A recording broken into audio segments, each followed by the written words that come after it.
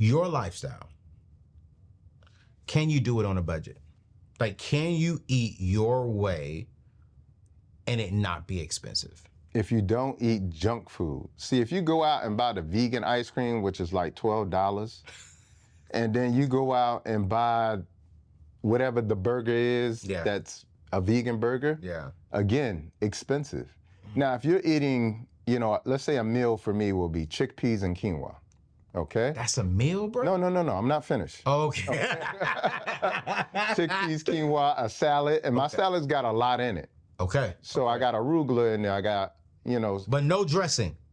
No, I use dressing, but I make my own dressing. Oh. You see what I'm saying? So I may make a dressing with some tahini, a little bit of agave, add in some, you know, like some peppers. Now I got a dressing. Yes, sir. Add in a little bit of oil, boom, that's my dressing. So I make my own dressing. Okay. Because most dressing have a lot of sugar in it. That's true. You see what I'm saying? If you look on the side, you'll see it's a lot of sugar and a lot of unhealthy fat like canola oil. I have seen canola oil. See what I'm saying? So like, I don't want that inflammatory oil in my diet. So I make my own dressing. So I got a salad there. Okay. I may take some mushrooms, like some lion's mane mushrooms. Yeah. Which when you cook those, they're more like a steak. Wow. Or I may take some oyster mushrooms. Yeah. Which when you cook those, they're more like chicken. Yeah. And so like people always ask me like, well, if you're eating plant-based, why you need to eat things that sound like, you know, stuff I eat? Yeah. No, it's all about texture. And then most importantly, it's all about health. Yes, sir. Because the thing about mushrooms is that they're healthy for our bodies. Okay. As opposed to eating something that potentially has hormones in it. Yeah. That's been fed genetically modified soy and corn, which is not supposed to eat in the first place. You know, and as a result, it's been sitting in this freezer for 2 or 3 years. We don't know how long. So my thing is like, I try to incorporate everything I need on that plate. I got some quinoa, I got some chickpeas, I got a salad, I got some mushrooms on there. I'm good to go. So that's not expensive when I hear you say all this stuff. If you buy it in bulks, because I mean, you're not eating it every single day, but you probably eat that once or twice a week though, right? Yeah, so I buy a 25-pound bag of quinoa. Okay. I buy the same either 25 or 50 pound bag of chickpeas. Yeah. That's gonna last me a while. That 25-pound bag will probably cost me $100, but it'll last me probably a year or half a year. So I think it's important for people to understand that, yes, when you're going to the supermarket and buying products, it's going to be expensive. But when you're buying your food fresh, it's a totally different budget.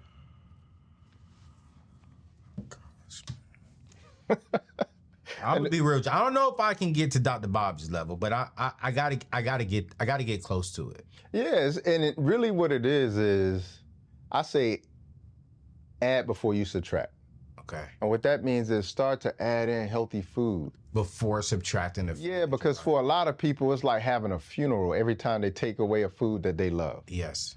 And so that could be frustrating. Oh, it was frustrating. That could be, you have to take it all away on your cleanse. Yeah, so like that's the thing. And so what you do is you have to add before you subtract. Yes, sir. I like that. And then what you do is as you adding all of these healthy foods in, you find some healthy replacements. Yes, sir. Now you start to think to yourself, well, this is not bad. This is not bad. What's the difference between the two? And I'm getting more health. Yeah. And I don't have to worry about the consequences of eating this food. Now we're on a better sort of path in terms of like having a healthier lifestyle. And it's not just a diet. Yes, sir. Yeah. Yeah, no.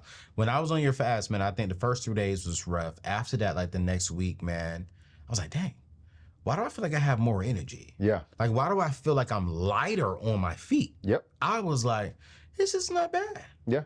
And then I went back to eating. Yeah. And you know why people do that? It's addiction. Yeah. You got to think, any other thing we do that, we would call it addiction. Absolutely.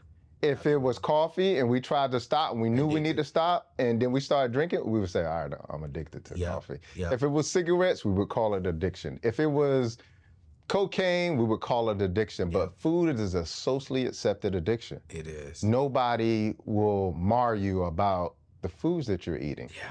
But what they're not telling you is that the reason why you're so addicted to the food is because they put baked addiction into the ingredients.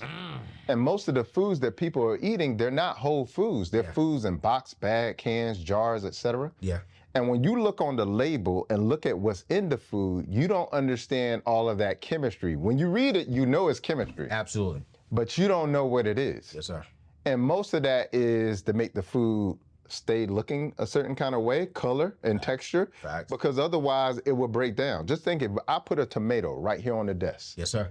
And we waited a week, you would see mold on the tomato. Absolutely. Okay? And on the desk. Right. But all of a sudden, this thing that comes out of a box, bag, can, jar, it could just sit there for 2 years. That's not magic. That's chemistry. And that's the chemistry that is slowly but surely taking away minutes, hours, days, weeks, months, years of our life. What's going on, E3 family? Are you ready to take your investment game to the next level? Whether you're a seasoned investor or just starting out, the Moomoo app has got you covered. You see, Moomoo offers a powerful online trading platform that's perfect for investing in stocks and ETFs. I want you to imagine having a cutting-edge tool that not only simplifies your investment journey, but also provides real-time data to help you make informed decisions. That's what Moomoo delivers. And guess what? If you sign up this month, Moomoo will give you an incredible bonus of 20 free stocks. Yes, you heard that right, 20 free stocks just for joining the Moomoo family. It's a fantastic way to kickstart your portfolio and dive into the world of investing with confidence. With Moomoo, you're not just trading, you're building wealth and securing your financial future. So don't wait. Download the Moomoo app today. Claim your 20 free stocks and let's conquer the market together. Visit anthonyoneal.com/Moomoo and get started today. Again, that's anthonyoneal.com/Moomoo. MOOMOO. And that's also what's making us so overweight as well, too.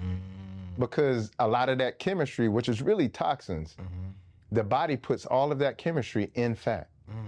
And the more chemistry you put in you, the more the body will hold on and create fat. Because the fat is a way that we protect ourselves away from the chemistry. Otherwise, if that chemistry was getting inside of the cells, getting inside of the tissues, we would rapidly decline. And so as we're increasing this amount of fat, especially around the waist, which is the most dangerous fat, it's storing away all these toxins. And that's what makes it also very difficult for us to lose weight. Because as we try to burn the fat, the body knows that you're gonna be releasing all these toxins into the bloodstream. It can't have that. So this is why people can work out and work out and work out and work out and not lose any weight. Yes, sir. You see what I'm saying? But then when you're on the detox, what happens is now all of these elimination pathways are open. Now your bowels are open. Now you're having bowel movements. I sure was. Yes. You're urinating. Oh, yeah. It's coming out through the skin. You may have a breakout. I had a breakout. Yeah, so you see what I'm saying? Now all the elimination paths are open. Now it knocks on the door and says, hey, we got room to get rid of this fat. Let's get rid of this fat. So then that's why you start to burn the fat. And when you think about it, just think about it for a second. Here in the US, in the 1950s, the obese population was 5%. Yeah.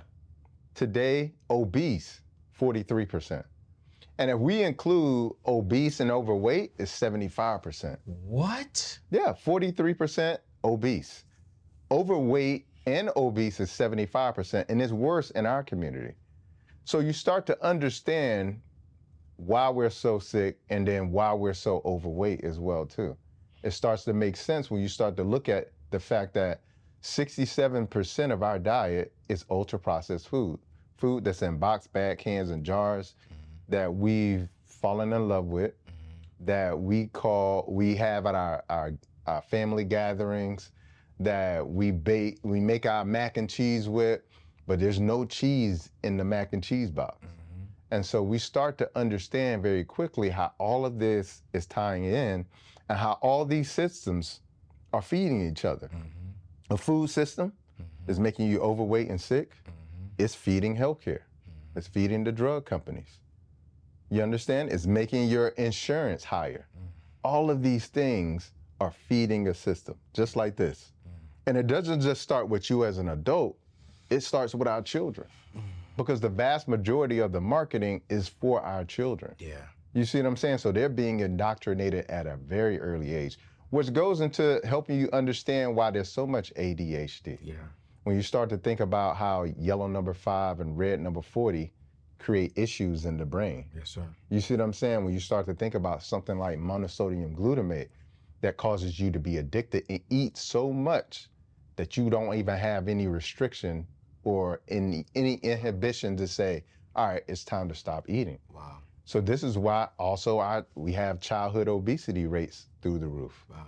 This is why we're starting to see children have early puberty. Yes, sir. Now, puberty today for a little girl, compared to what it was for somebody in the 1950s, it might have been like age 13, 14 Facts. in the 1950s. In the 1800s, it was 16, 17. Facts. Today, we're seeing little girls as young as age 7 having breasts and starting to have a menses. So we're seeing the writing on the wall, but what happens every time is they're making something that is common normal.